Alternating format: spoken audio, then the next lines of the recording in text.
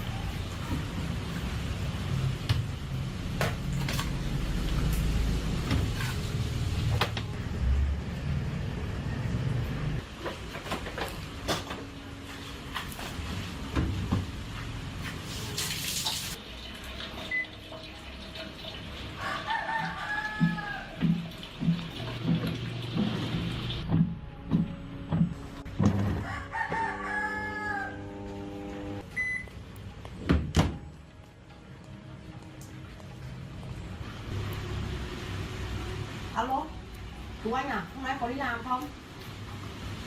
Thế qua sửa những cái máy giặt nhá. Không biết sao. Qua luôn nhá.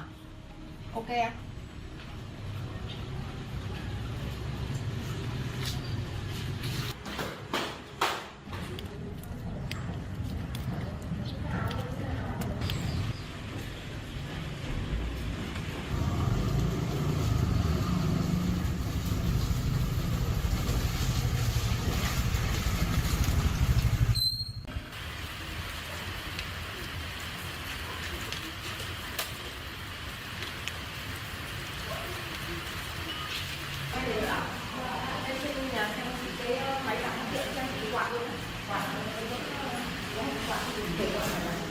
Lấy lên em ạ.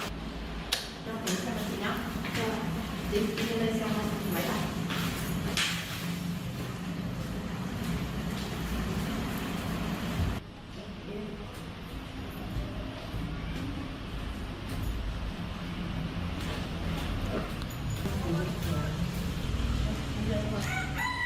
Kiểu sao giò nước ra đây lênh láng ra đây.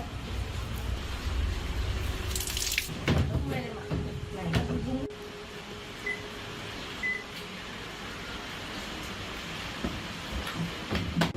Đấy, kiểm tra chị nhá, xem là sao tôi kia nó giỏ nước với cả cái máy này sao không quay nhá. Chị nhá.